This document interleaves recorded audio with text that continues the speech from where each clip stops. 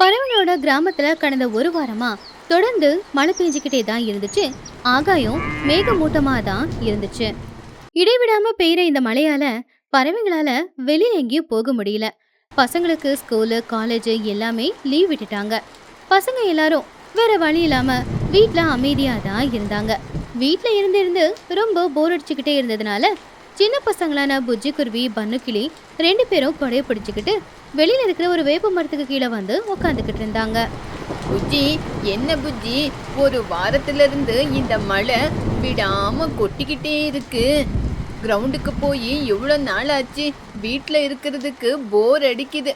கிரவுண்டுக்கு போய் விளையாடலான்னு பார்த்தா கிரவுண்டு முழுக்க சேராவே இருக்கே. அப்போ புஜ்ஜி அவ கையில இருந்த கொடைய ஓரமா எடுத்து வச்சுட்டு, ஆமாண்டா பன்னு, ஒரு வாரத்துல இருந்து இந்த மழை விடாம கொட்டிக்கிட்டு இருக்கு. கிரவுண்டுக்கு போய் விளையாடலான்னு பார்த்தா கிரவுண்டு முழுக்க சேரா இருக்கு. சரி, காலேஜுக்கு போய் ஃப்ரெண்ட்ஸுங்க கூட பேசிக்கிட்டு விளையாடலான்னு பார்த்தா மழைனால காலேஜுக்கு லீவ் விட்டுருக்காங்க. இந்த குளிரு காத்து மழைக்கு வெளியே வரவே பேஜாரா இருக்குடா. ஆமாம் புஜ்ஜி, என் மனசுல இருக்கிறத நீ அப்படியே சொல்லிட்ட. எங்க அம்மா ஒரு வாரத்துல இருந்து பருப்பு சாதம் காய்கறி சாதம்னு சமைச்சு சமைச்சு கொடுத்து கொடுத்து அதையே சாப்பிட்டு என் வாயெல்லாம் செத்து போயிருக்கு. இந்த கொட்டுற மழையில சுட சுட காரமா ஏதாவது சாப்பிடணும் போல இருக்கு. அதுலேயும் அந்த மீன் குழம்பு அப்படியே புழுப்பா காரமா அப்படியே ஃப்ரை பண்ணி சாப்பிட்டா அதோட ருசி அப்பப்பா. அதை பத்தி யோசிக்கும் போதே என்னோட வாயில எச்சில் ஊறுது. புஜ்ஜி உற்சாகமா, அது ஒண்ணு இல்லடா பண்ணோ, நீ மீன் குழம்புன்னு சொன்னல. நீ மீன் குழம்புன்னு சொன்ன உடனே எனக்கு ஆசையாயிடுச்சு. இப்பவே மீன் குழம்பு சாப்பிடணும் போல இருக்கு. சரி வாடா, வீட்டுக்கு போய் உங்க அம்மா கிட்டயும் எங்க அம்மா கிட்டயும் விஷயத்த சொல்லலாம். அவங்க கிட்ட விஷயத்த சொன்னாலே போதும், அவங்க எப்படியாவது மீன் குழம்பு செஞ்சிருவாங்க. அப்படி ரெண்டு பிள்ளைங்களும் கொடை எடுத்துக்கிட்டு சந்தோஷமா துணியோட வீட்டுக்கு போனாங்க. அப்போ ஏற்கனவே துணியோட வீட்டுல சோட்டுக்கிளி உட்காந்துக்கிட்டு இருந்தா. ரெண்டு பேரும் சுட சுட டீய போட்டு குடிச்சுக்கிட்டு பேசிக்கிட்டு இருந்தாங்க. அம்மா, லூசி ஆண்டி, நீங்க எங்களுக்காக உடனடியா ஒரு வேலை செய்யணும். துணி குருவி ஆச்சரியமா, என்னாச்சு புஜ்ஜி? இந்த குளிர் காத்து மழையில எதுக்காக அப்படி ஓடி வரீங்க? இந்த மாதிரி நேரத்துல போனா ஜுரம் வந்துரும். அம்மா, எங்களுக்கு எதுவுமே ஆகாது. ஆனா எங்களுக்கு ஒரு ஆசை. இந்த மழை காலத்துல சுட சுட காரங்காரமா புழுப்பா மீன் குழம்பு சாப்பிடணும்னு ஆசையா இருக்கு. எங்களுக்காக மீனை சமைச்சு கொடுக்கறீங்களா? அதை கேட்டு சோட்டுக்கிளி ரொம்ப கோவமா, என்னடா பண்ணு, இந்த கொற்ற மழையில சேத்துல எங்களை போய் மீன் பிடிக்க சொல்றீங்களே. இந்த மாதிரி நேரத்துல நாங்க மீன் பிடிக்க போனா கால் வலிக்கு அந்த தண்ணியில விழுந்துட்டா அதுக்கப்புறம் என்ன பண்றது? புஜி, சோட்டு ஆண்டி சொல்றது கூட உண்மைதானே. இந்த மாதிரி கொற்ற மழையில நாங்க போய் மீன் பிடிக்க முடியுமா? எங்கேயாவது கால் வலிக்கு தண்ணியில விழுந்துட்டுமோ, இல்லனா உடம்புக்கு முடியாம போயிடுச்சுன்னா என்ன பண்றது? உங்களுக்காக உருளைக்கிழங்கும் பருப்பு சாம்பாரும் செஞ்சு வச்சிருக்கேன். சீக்கிரமா போய் சாப்பிடுங்க பாக்கலாம். புஜ்ஜி குருவி அழுதுகிட்டே, அம்மா ப்ளீஸ்மா, எங்களுக்காக இத கூட செய்ய மாட்டீங்களா? கொடைய புடிச்சுக்கிட்டு ஆத்துக்கு போய் மீனை புடிச்சுக்கிட்டு வாங்கம்மா. அந்த பருப்பு சாதம் எல்லாம் சாப்பிட்டு சாப்பிட்டு நாக்கு செத்து போயிருக்கு. புஜ்ஜி, பன்னு, ஆண்டி சொல்லிக்கிட்டு இருக்காங்கல்ல முடியாதுன்னு. ஆனாலும் நீங்க எங்க பேச்ச கேட்க மாட்டேங்கிறீங்க. இந்த மழையில நாங்க போய் ஆத்துல இருந்து மீன் பிடிச்சு கொண்டு வர முடியுமா? முடியாத வேலை இல்லையா? யாராவது மீன் பிடிச்சு கொண்டு வந்து வாசல்ல கொடுத்தாங்கன்னா நாங்க வாங்கி நல்லபடியா சமைச்சு போடுறோம். ஆமா ஆமா, யாராவது வாசல்ல கொண்டு வந்து வித்தா கண்டிப்பா உங்களுக்காக சமைச்சு போடுறோம். இப்ப போய் சாப்பிடுங்க. புஜ்ஜி பன்னு ரெண்டு பேருமே அம்மாக்களோட பேச்சு கேட்டு ரொம்பவும் வருத்தப்பட்டாங்க. அதே வருத்தத்துல வீட்ல திண்ணையில வந்து உட்காந்துக்கிட்டு இருந்தாங்க. மழை பேஞ்சுக்கிட்டே தான் இருந்துச்சு. அப்போ பன்னுக்கிளி கவலையா, பாத்தியா புஜ்ஜி, நம்ம பிளான் எல்லாம் ஃப்ளாப் ஆயிடுச்சு. இந்த கொற்ற மழையில யாரு புஜ்ஜி மீனை விட்டுக்கிட்டு வருவா?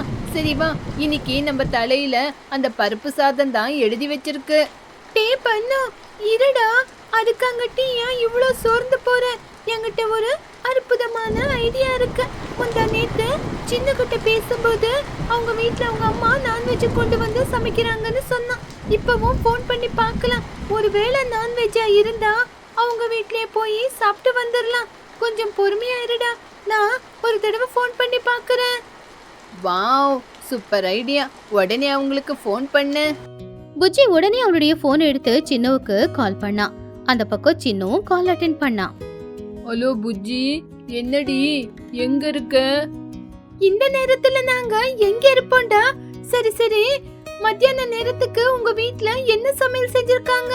சின்னு காக்கா சிரிச்சுக்கிட்டே, அப்பப்பா புஜ்ஜி, என்ன சொல்ற புஜ்ஜி, எங்க அம்மா காலையிலேயே ஆத்துக்கு போய் 2 பெரிய பெரிய மீனை புடிச்சு கொண்டு வந்திருக்காங்க. இப்போ சமைச்சு முடிச்சாச்சு.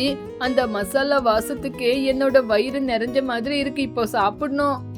அப்போ பன்னு போனை வாங்கிக்கிட்டு சத்தமா, டேய் சின்னு, என்னடா மீன் குழம்பு உங்க வீட்ல?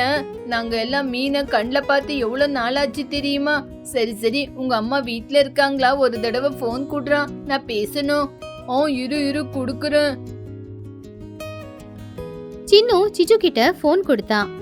அம்மா, பன்னு உங்ககிட்ட பேசணுமா? எடுத்துக்குங்க. சிச்சு அந்த போனை வாங்கிக்கிட்டு, பன்னு, என்னப்பா எப்படி இருக்க? வீட்ல எல்லாம் நல்லா இருக்காங்களா? இந்த குளிருக்கு வெளிய எங்கேயும் போகாதீங்க. ஆண்டி, நாங்க நல்லா இருந்தாலும் எங்க வயிறு நல்லா இல்ல ஆண்டி. இந்த குளிருக்கு எங்க அம்மா கிட்டயும் துணி ஆண்டி கிட்டயும் மீன் குழம்பு சமைச்சு கொடுங்கன்னு கேட்டோம். ஆனா இந்த மாதிரி மழையில ஆத்துக்கிட்ட போக முடியாதுன்னு சொல்லிட்டாங்க. சின்ன கிட்ட கேட்டப்போ உங்க வீட்ல மீன் குழம்பு அப்படின்னு சொன்னா. ஆண்டி ப்ளீஸ் ஆண்டி, இன்னைக்கு உங்க வீட்டுக்கு சாப்பாட்டுக்கு வரட்டுமா? அப்போ சிச்சு சந்தோஷமா பன்னு கிட்ட, ஐயோ, என்னப்பா பன்னு அப்படி கேட்டுட்ட? நீயும் என் பையன் மாதிரி தானே. பாவம் அம்மாவுங்க மழை அதிகமா இருக்கிறதுனால போயிருக்க மாட்டாங்க. கொடை புடிச்சுக்கிட்டு நீங்க 2 பேரும் பத்திரமா வீட்டுக்கு வந்து சேர்ந்துருங்க. அப்போ புஜ்ஜி ரொம்ப உற்சாகமா, thank you so much aunty. எங்களுக்காக கொஞ்சம் சாப்பாடு வெச்சிருங்க, இப்பவே கிளம்புறோம். புஜ்ஜி பன்னு 2 பேருமே கொடைய பிடிச்சுக்கிட்டு சந்தோஷமா சிச்சு காக்காவோட வீட்டுக்கு போனாங்க. சிச்சு காக்கா பசங்களுக்காக சுட சுட சாப்பாடு மீன் குழம்ப சமைச்சு வச்சிருந்துச்சு. பசங்க எல்லாருமே சந்தோஷமா அந்த சாப்பாட சாப்பிட்டு முடிச்சாங்க. வாவ் சிச்சு ஆண்டி, நீங்க எவ்வளவு அற்புதமா மீன் குழம்பு வச்சிருக்கீங்க. மீனெல்லாம் நல்லா சாஃப்டா மெதுவா இருக்கு. என்னோட வாழ்க்கையில இந்த மாதிரி ஒரு மீன் குழம்பு நான் சாப்பிட்டதே இல்ல ஆண்டி. ஆமா ஆண்டி, இந்த கொற்ற மழையில எங்களோட வேண்டுகோளை நீங்க நிறைவேற்றிருக்கீங்க. எங்க வயித்தை நிறைச்சதுக்கு உங்களுக்கு ரொம்ப நன்றி ஆண்டி.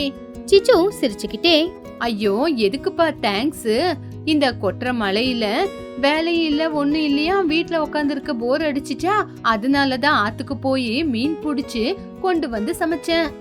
புஜ்ஜி கொஞ்சம் யோசிச்சு பார்த்து, ஆண்டி எனக்கு ஒரு அற்புதமான ஐடியா வந்திருக்கு. எங்க அம்மா கிட்ட மீன் குழம்பு சமைச்சு கொடுங்கன்னு சொன்னப்போ அவங்க என்ன சொன்னாங்கன்னு தெரியுமா? யாராவது மீன் பிடிச்சு கொண்டு வந்து வித்துக்கிட்டு இருந்தா அவங்ககிட்ட இருந்து மீனை வாங்கி உங்களுக்கு சமைச்சு கொடுக்கறோம்னு சொன்னாங்க. ஆனா நீங்க இந்த மழையில வீட்ல சும்மா இருக்கணும்னு சொல்றீங்கல்ல, நீங்க எதுக்காக ஆத்துக்கு போய் மீன் பிடிச்சு மீன் வியாபாரத்தை செய்யக்கூடாது? எங்க அம்மா மாதிரி எத்தனை பேரு யாராவது மீன் கொண்டு வருவாங்கன்னு காத்துக்கிட்டு இருப்பாங்கல்ல. நீங்க மீன் வியாபாரம் பண்ணா லாபம் வரும், எங்களுக்கும் டெய்லி மீன் குழம்பு கிடைக்கும். பன்னு உற்சாகமா, ஆமா ஆண்டி, புஜ்ஜி சொல்றது என்னவோ நல்ல ஐடியா தானே. நீங்க டெய்லி காலையில ஒரு கூட மீனை புடிச்சுக்கிட்டு அந்த மீனை கொண்டு வந்து ஊர் முழுக்க வியாபாரம் செய்யுங்க. அப்போ உங்களுக்கும் லாபம் வரும், எல்லாருக்கும் மீன் கிடைக்கும். சிச்சு காக்கா ரொம்ப சந்தோஷமா, பசங்களா, எவ்வளவு நல்ல ஐடியாவை சொல்லிருக்கீங்க. ஆமா, இந்த மழை காலத்துல நான் வீட்ல சும்மா தான் உட்கார்ந்து இருக்கேன். நான் ஏன் ஆத்துக்கு போய் மீன் புடிச்சு கொண்டு வந்து இந்த ஊர்ல வியாபாரம் செய்யக்கூடாது? அப்படியே செய்யறேன். பசங்க 2 பேரும் சந்தோஷமா அங்கிருந்து அவங்கவுங்க வீட்டுக்கு போயிட்டாங்க. சிச்சு காக்கா மழை பெய்யுற நேரம் கொடைய பிடிச்சுக்கிட்டு அங்கிருந்து நேரா ஆத்தங்கரைக்கு போச்சு. கையில இருக்கிற தூண்டில போட்டு ஒவ்வொரு மீனா பிடிக்க ஆரம்பிச்சுது. பிடிச்ச மீன் எல்லாத்தையுமே பக்கத்துல இருக்கிற கூடையில போட்டுக்குச்சு. அதுக்கப்புறம் கூடைய தலையில சுமந்துக்கிட்டு மெதுவா ஊருக்குள்ள வந்துச்சு. மீன் வேணுமாமா? மீன் உங்களுக்காக கொற்ற மழையிலயும் ஆத்துக்கு போய் புடிச்சுக்கிட்டு வந்திருக்கேன். நல்லா ஃப்ரெஷ்ஷா இருக்கு. சிச்சுவோட குரலை கேட்ட உடனே வீட்டுக்குள்ள இருந்து துணிக்குருவி சோட்டுக்கிளியே 2 பேருமே மீன் வாங்குறதுக்காக சிச்சு கிட்ட வந்தாங்க. அட சிச்சு, நீயா? இந்த கொற்ற மழையில இந்த மீனை எங்க இருந்து புடிச்சிட்டு கொண்டு வந்த? சிச்சு சிரிச்சுக்கிட்டே, நம்ம ஊரு ஆத்துல தான் புடிச்சுக்கிட்டு வந்த. வீட்ல எதுக்கு சும்மா உட்காருது, ஏதாவது வியாபாரம் செஞ்சா காசு கிடைக்குமேன்னு கொண்டு வந்த. நேத்து பன்னு புஜ்ஜியும் மீன் குழம்பு சாப்பிடணும்னு சொன்னாங்க. சோட்டுக்கிளி ரொம்பவும் சந்தோஷமா, அப்பா ரொம்ப நல்லதா போச்சு சிச்சோ. நேத்து எங்க பசங்க மீன் குழம்பு வச்சு கொடுங்கன்னு அடம் பிடிச்சுக்கிட்டு இருந்தாங்க. எங்களால வச்சு கொடுக்கவே முடியல. நல்லதா போச்சு. ஒரு 2 கிலோ கூட இன்னைக்கு சமைச்சு கொடுக்கறேன். ஆமா சிச்சு, ஒரு 2 கிலோ கொடு. இந்த மலையில கடவுள் மாதிரி வந்த. அப்படி சோட்டுவும் துணியும் மீனை வாங்கினதுக்கு அப்புறம் சிச்சு காக்கா ஊருக்குள்ள போக போக எல்லாருமே சிச்சு கிட்ட இருந்து மீன் வாங்க ஆரம்பிச்சாங்க. கிட்டத்தட்ட முக்காவாசி மீனும் காலியா போச்சு. கடைசியில மகியோட வீட்டுக்கிட்ட போகும்போது அந்த கூடையில 1 கிலோ மீன் மட்டும்தான் இருந்துச்சு. மகி மகி, ஃப்ரெஷ்ஷா மீனை கொண்டு வந்திருக்கேன், வாங்கிக்கிறீங்களா?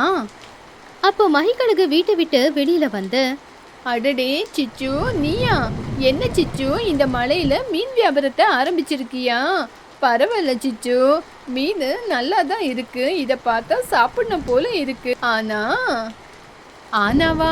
ஆனா என்ன மகி, விலைய அதிகமா சொல்லுவேன் அப்படின்னா உங்ககிட்ட எல்லாம் அப்படி சொல்ல மாட்டேன். அதை கேட்டு மகி, ஐயோ, விலை பத்தியெல்லாம் எந்த பிரச்சனையும் இல்லை சிச்சு. இருந்தாலும் எனக்கு வயசாயிடுச்சு. இந்த மீனை எடுத்துட்டு போய் நல்லா சுத்தமா க்ளீன் பண்ணி கழுவி குழம்பு வைக்காங்கட்டியும் என்னால முடியாதுப்பா. வயசாயிடுச்சுல, அதனால தான் வேண்டான்னு சொல்லிக்கிட்டு இருக்கேன். சிச்சு அதை புரிஞ்சுக்கிட்டு, ஐயோ மகி, அப்படிங்களா? இந்த வயசுல அந்த வேலை செய்யறது ரொம்ப கஷ்டம்தான். சிச்சு, நான் உனக்கு ஒரு யோசனை சொல்லட்டா? இந்த ஊர்ல என்ன மாதிரி வயசானவங்க பேச்சுலர்ஸ் பசங்க நிறைய பேர் இருக்காங்க. அவங்க எல்லாருமே இந்த மாதிரி மீனை கொண்டு போய் க்ளீன் பண்ணி சமைச்சு சாப்பிட மாட்டாங்க. அந்த மாதிரி இருக்கிறவங்களுக்கு நீயே மீன் குழம்பு வச்சு வியாபாரம் செஞ்சு கொடுத்தேன்னா அதனால உனக்கு நல்ல லாபமும் வரும், உன்னோட வியாபாரமும் அதிகமா பெருகும். உனக்கு நல்ல லாபம் வரணும்னா நல்லா யோசிச்சிச்சோ. அப்போ சிச்சு காக்கா அவன் மனசுல இப்படி நினைச்சுக்கிட்டா. மகி சொல்றது கூட உண்மைதான். பச்சை மீன் வியாபாரம் பண்ண வாங்குறவங்க மட்டும்தான் வாங்குவாங்க. மீன் குழம்பு செஞ்சு வியாபாரம் செஞ்சா இந்த ஊர்ல எல்லாரும் வாங்குவாங்க. அப்படி நினைச்சுக்கிட்டு, மகி, நீங்க எனக்கு ஒரு அற்புதமான யோசனை சொல்லிருக்கீங்க. நீங்க சொன்ன மாதிரி நாளையில இருந்தே நான் மீன் குழம்பு வியாபாரத்தை ஆரம்பிக்கிற முதல்ல உங்ககிட்ட தான் வருவேன். மகி சிரிச்சுக்கிட்டே, சரி சிச்சு, நான் உன்னோட குழம்புக்காக காத்துக்கிட்டு இருப்பேன். அப்படி சிச்சு காக்கா ரொம்பவும் சந்தோஷமா அங்கிருந்து வீட்டுக்கு போச்சு. அடுத்த நாள் காலையில சிச்சு காக்கா அவ கொண்டு வந்த மீனை வச்சு நல்ல காரசாரமா புளிப்பா மீன் குழம்பு செஞ்சுக்கிட்டு இருந்தா. அந்த மீன் குழம்போட வாசம் குழம்பு கொதிக்கும் போதே ஊரெல்லாம் பரவ ஆரம்பிச்சுது.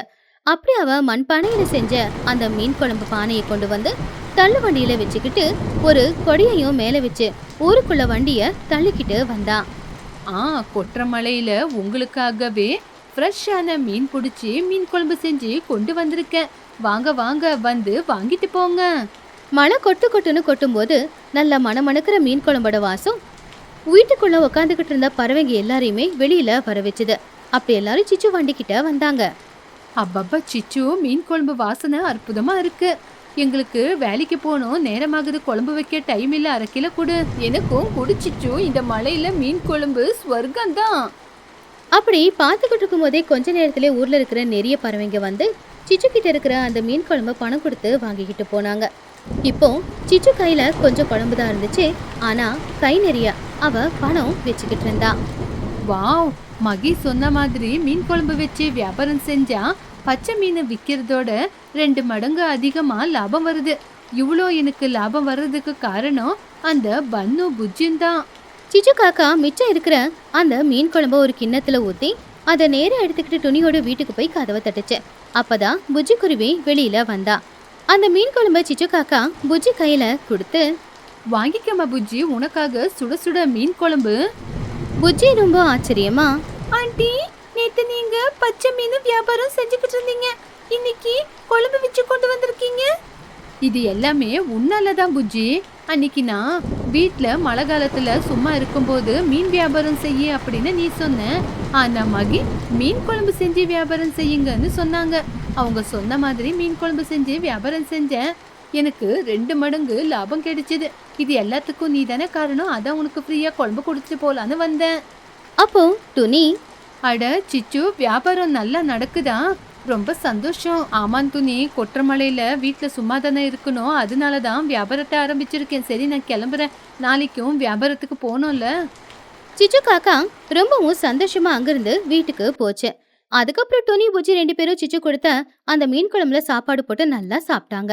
அப்படி சிச்சு காக்கா அந்த மழை காலம் முடியிற வரைக்குமே முதல்ல புஜ்ஜி கொடுத்த ஐடியாவால மீன் வியாபாரம் செஞ்சு, அதுக்கப்புறம் மகி கொடுத்த ஐடியாவால இப்போ மீன் குழம்பு வியாபாரம் செஞ்சு கை நிறைய பணமும் சம்பாதிச்சு ரொம்பவுமே சந்தோஷமா வாழ்ந்துகிட்டு இருந்தா.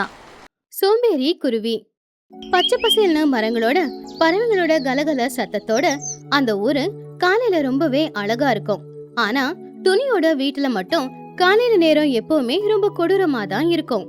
அதுக்கு காரணம் துணியோட பொண்ணு புஜ்ஜி குருவி. புஜ்ஜிக்கு சோம்பேறித்தனம் ரொம்ப அதிகம்.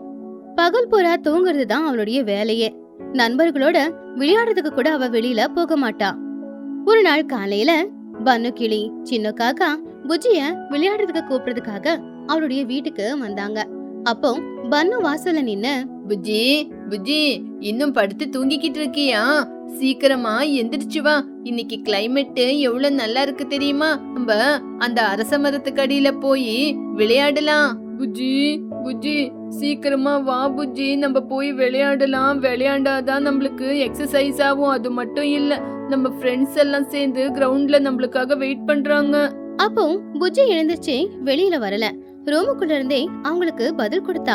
அப்பப்பா, என்னடா விளையாட வாங்க வாங்கன்னு சும்மா தலை திங்கிறீங்க? எனக்கு கொஞ்ச நேரம் தூங்கணும். நேத்து நைட்டு சரியா தூங்கல. கொஞ்ச நேரம் தூங்குறேன், நிம்மதியா விடுங்கடா. ஏ புஜ்ஜி, நீ சும்மா பொய் சொல்லாத. நேத்து நைட்டு 7 மணிக்கே படுத்து தூங்கிட்டேன்னு துணி ஆண்டி சொன்னாங்க. ஒரு மனுஷன் 12 மணி நேரம் தூங்குறதா. எந்திரிச்சு வா நீ. புஜ்ஜி கொஞ்சம் கோவமா, ஏ பண்ணு, நான் வரமாட்டேன்டா. எனக்கு விளையாடுறதெல்லாம் பிடிக்காது. விளையாண்டா வேர்வை ஊத்தும், காலெல்லாம் வலி எடுக்கும். அதனால நான் வரமாட்டேன். என்ன கொஞ்ச நேரம் நிம்மதியா தூங்க விடுங்க. அப்போ டோனி கோவமா சமையல் அறையில இருந்து வெளியில வந்து, பாத்தீங்களாடா பன்னு, என் பொண்ணு எவ்வளவு பெரிய சோம்பேறி அப்படின்னு படுத்த இடத்துல இருந்து எந்திரிச்சு வரமாட்டேன்னு சொல்றா. நீங்க தான் அவளுக்கு சரியான பாடத்தை கத்து கொடுக்கணும். என்ன பண்றது ஆண்டி, நாங்க எவ்வளவு கூப்பிடுறோம், ஆனாலும் அவ வரவே மாட்டேங்கிறா. அவளை எங்களால எதுவுமே செய்ய முடியாது. புஜ்ஜி, நீ அப்படியே படுத்து தூங்கு. நண்பர்கள் போனதுக்கு அப்புறமா டோனி குருவி ரொம்பவும் கோவத்தோட புஜ்ஜியோட ரூமுக்கு போய் அவ போத்திக்கிட்டு இருந்தா அந்த போர்வை இழுத்து கீழே போட்டா. ஏ புஜ்ஜி, இப்ப நீ எந்திரிக்க போறியா இல்லையா? எப்பவுமே உன்னோட ஃப்ரெண்ட்ஸ் வந்து விளையாடலான்னு கூப்பிட்டா நீ எந்திரிச்சு போகாம சோம்பேறியா படுத்து தூங்கிக்கிட்டே இருக்க. உன் வயசுல இருக்கிற பசங்க வீட்ல அம்மாவுக்கு எவ்வளவு உதவி செய்யறாங்கன்னு தெரியுமா? நீ மட்டும் படுத்து தூங்கிக்கிட்டே இருக்க. புஜ்ஜி கண்ணு தொடச்சுக்கிட்டே எழுந்திருச்சு உட்கார்ந்தா. அம்மா, ஏம்மா என்னை எப்ப பார்த்தாலும் திட்டிக்கிட்டே இருக்க? நான் படுத்து தூங்குனா உங்களுக்கு என்ன நஷ்டம்? நான் எந்திரிச்சு உட்காந்து உங்ககிட்ட ஏதாவது கேட்டுக்கிட்டு இருக்கேனா? நான் உங்ககிட்ட எதுவுமே கேக்குறது இல்ல, சண்டை போடுறது இல்ல. அப்படி இருக்கும்போது எதுக்குமா எப்ப பார்த்தாலும் என்ன திட்டிக்கிட்டே இருக்கீங்க? அப்போ துணி ரொம்ப கோவமா, நீ எதுவுமே கலாட்டா பண்ணாம சைலண்டா படுத்து தூங்கிக்கிட்டு இருக்கியா? நீ வயசுக்கு வந்த பொண்ணு. முன்னாடி வர எதிர்காலத்துல ஸ்வயமா நீயே சம்பாதிச்சு உன்னோட காலு மேல நிக்கிறது வேண்டாவா? எதுவுமே என்கிட்ட ரகலை பண்ணாம படுத்து நிம்மதியா தூங்குறேன்னு சொல்ற நீ? என்னோட கர்மம், உங்ககிட்ட எந்த வேலையும் சரியா செய்ய சொல்லவே முடியாம போயிடுச்சு. நேத்து பாத்திரம் கழுவுன அரைகுறையா கழுவிட்டு படுத்துட்டேன். முந்தா நேத்து துணி துவைக்க சொன்னா அதையும் அரைகுறையா செஞ்சு படுத்துக்கிட்டேன். என்னமா பண்ண சொல்றீங்க? நீங்க ஏதாவது வேலை சொல்லி நான் வேலை செஞ்சுக்கிட்டு இருக்கும் போது எனக்கே தெரியாம எனக்கு தூக்கம் வந்துருது. அதனாலதான் நானும் எதுவுமே பேசாம வந்து படுத்து தூங்குறேன். தூங்கும் போது நிம்மதியா கனவு கண்டுகிட்டு இருக்கேன். துணி கவலையா, உன்னோட கனவு காண்றதெல்லாம் இருக்கட்டும். இன்னைக்கு நான் உனக்கு ஒரு முக்கியமான வேலை சொல்ல போறேன். நம்ம வயல்ல விதைங்கள போடுறதுக்காக, விதைங்கள வாங்குறதுக்காக நான் பட்டணத்துக்கு போக போறேன். நான் வரும்போது நாளைக்கு காலையில ஆயிடும். அப்போ புஜ்ஜி பாத்துட்டமா, என்னது நாளைக்கு காலையிலயா? அப்படின்னா நைட்டு முழுக்க நான் தனியா இருக்கணுமா? எனக்கு ரொம்ப பயமா இருக்குமா? பயமா? கண்டிப்பா உனக்கு எந்த பயமும் இருக்காது. ஏன்னா நீ இருக்க போறது தனியா வீட்ல இல்லையே, வயல்ல தான்.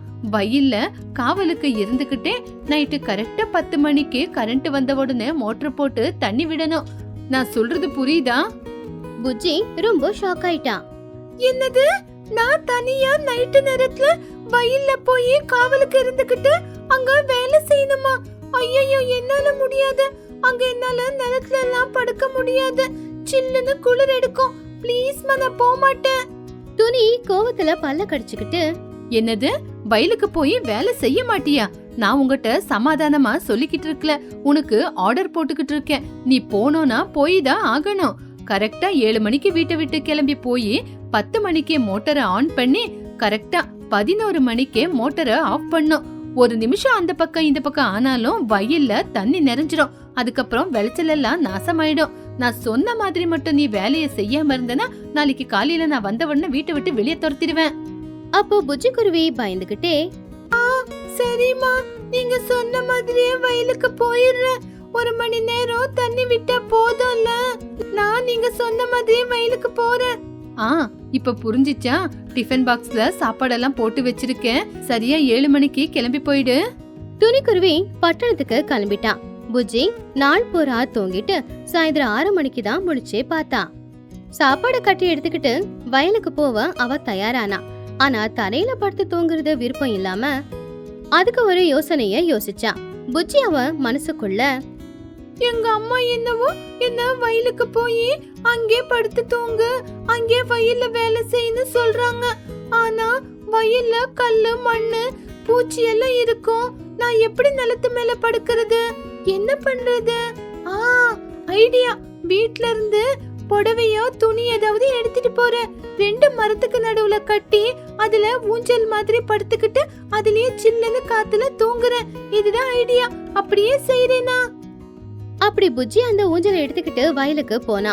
2 மாங்காய் மரத்துக்கு நடுவுல இருக்கிற கிளையில அந்த ஊஞ்சலை கட்டி அது மேல ஏறி படுத்து பார்த்தா. அப்பா, அடிக்கிற சில்லுன்னு காத்துக்கு ஆகாயத்துல நிலாவை பாத்துக்கிட்டு நட்சத்திரத்தை பாத்துக்கிட்டு சில்லுன்னு காத்துல அப்படியே தூங்குறதுக்கு நல்லா இருக்கு. ஆனா 10 மணி வரைக்கும் முழிச்சுக்கிட்டே இருக்கணுமே. தூங்கிட்டா அதுக்கப்புறம் அவ்வளவுதான். சரி, அம்மா கொடுத்து விட்ட சாப்பாட சாப்பிடுறேன். புஜ்ஜி அவங்க அம்மா கட்டி கொடுத்த அந்த சாப்பாடு எடுத்து நல்லாவே சாப்பிட்டான்.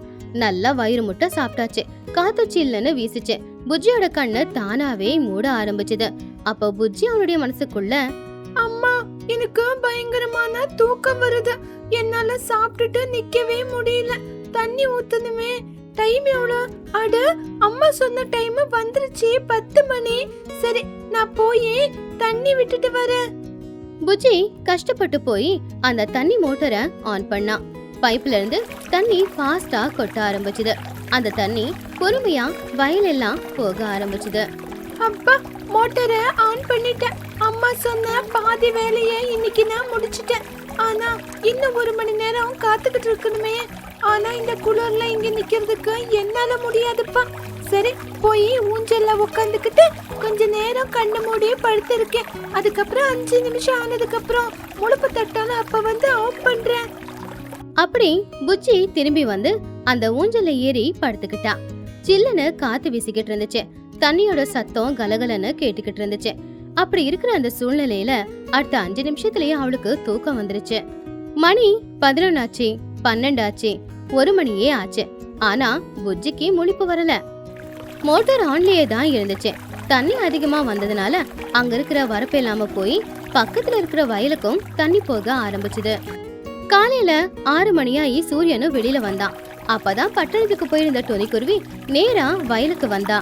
அந்த காட்சியை பார்த்து அவளுக்கு ஒரு நொடி இதயமே நின்னு போச்சு. அப்போ துணிக்குருவி அதை பார்த்து ஷாக் ஆகி, ஐயோ, என்னோட வயலு முழுக்க தண்ணி நிறைஞ்சிருச்சே. என்னோட பயிரெல்லாம் நாசமா போச்சு. இந்த புஜ்ஜி தண்ணி ஆஃப் பண்ணலையா அப்படின்னு உடனே போய் மோட்டரை ஆஃப் பண்ணிட்டா. இந்த புஜ்ஜிக்கு நான் சொன்னது புரியலையா? எங்க இருக்கா இவ? புஜ்ஜி, ஏ புஜ்ஜி! அப்படி துணி கத்திக்கிட்டே தேடிக்கிட்டு இருக்கும்போது மரத்துக்கு நடுவுல இருக்கிற கிளையில ஊஞ்சலை கட்டிக்கிட்டு புஜ்ஜி குருவி நல்ல சொகுசா படுத்து தூங்கிக்கிட்டு இருந்தா.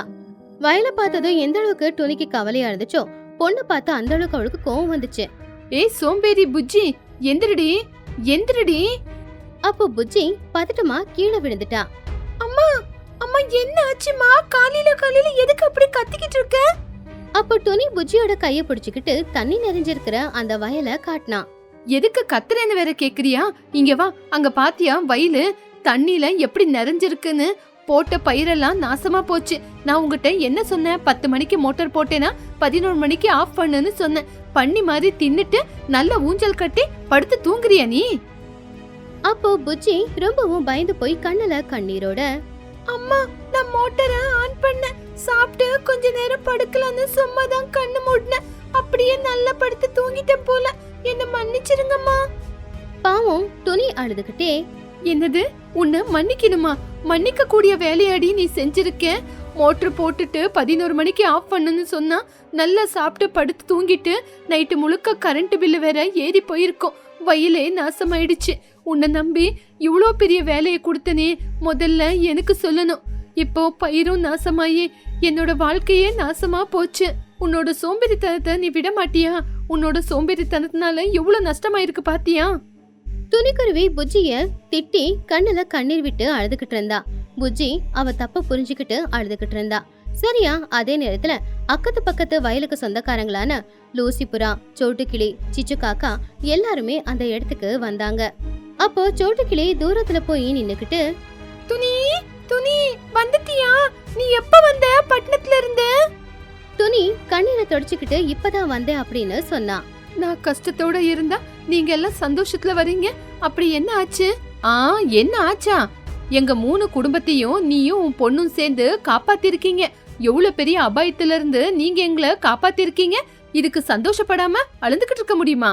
துணி, நீங்க செஞ்சிருக்கிற இந்த உதவிய எங்க வாழ்க்கை முழுக்க மறக்கவே மாட்டோம். அம்மா புஜ்ஜி, நீ எங்களுக்கு எவ்வளவு பெரிய நல்லது செஞ்சிருக்க. உனக்கு ரொம்ப நன்றிமா. அப்போ துணிக்குருவி ரொம்ப ஆச்சரியமா, என்ன நீங்க? என் பொண்ணு மோட்டார் போட்டுட்டு அப்படியே ஆஃப் பண்ணாம படுத்துக்கிட்டா. பயிரெல்லாம் நாசமா போச்சுன்னு நான் அழுந்துகிட்டு இருந்தா நீங்க வந்து புஜ்ஜிக்கு தேங்க்ஸ் சொல்றீங்க. என்ன நடந்துச்சு? என்ன நடந்துச்சா? 2-3 நாளா எங்க மோட்டார் ரிப்பேரி ஆகி பயிருக்கு தண்ணி ஊத்த முடியாம வெயிலுக்கு பயிரெல்லாம் காஞ்சு போயிருந்துச்சு. நேத்து போய் மோட்டார்காரனை கூப்பிட்டா அவனும் ரிப்பேரி பண்ணி கொடுக்க முடியாதுன்னு சொல்லிட்டான்.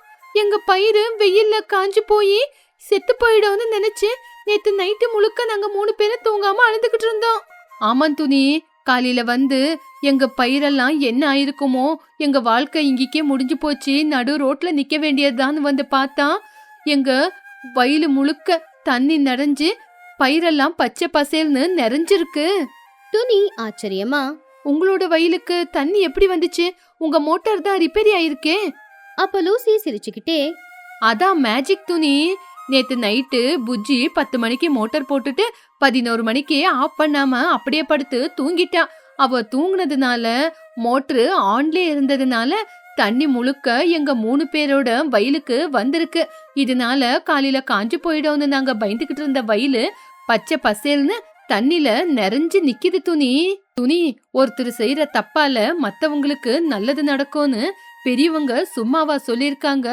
இன்னைக்கு உன் பொண்ணு புஜ்ஜி செஞ்ச இந்த வேலையால இன்னைக்கு எங்க பயிரெல்லாம் காப்பாத்தப்பட்டிருக்கு. 2 நாள்ல வெயில் அடிச்சா உன்னோட வயல்ல இருக்கிற தண்ணியும் காஞ்சிடும். நீ கவலைப்படாத. துணிக்கு விஷயம் புரிஞ்சுது. இப்பதான் அவளுக்கு நிம்மதியாவே இருந்துச்சு. அப்பா, இதுதானா சங்கதி? புஜ்ஜியோட சோம்பேறித்தனம் இன்னைக்கு உங்களுக்கு நல்லதே நடந்திருக்கா? புஜ்ஜி மட்டும் இல்லனா உங்க வயலெல்லாம் நாசமா போயிருக்கும். அப்பா, நான் எவ்வளவு பயந்து போயிட்டேன். சோட்டு, சிச்சு, லூசி 3 பேருமே அவங்கவங்க வயலுக்கு சிரிச்சுக்கிட்டே போயிட்டாங்க. துணிக்குருவி இப்பதான் சமாதானமா நேரா அவ பொண்ணான புஜ்ஜி கிட்ட வந்தா. புஜ்ஜியோட தோள்ல கைய போட்டு புஜ்ஜிய பார்த்து இப்படி சொன்னா, பாத்தியா புஜ்ஜி, உன்னோட சோம்பேறித்தனத்தினால மத்தவங்களுக்கு நல்லதே நடந்திருக்கு.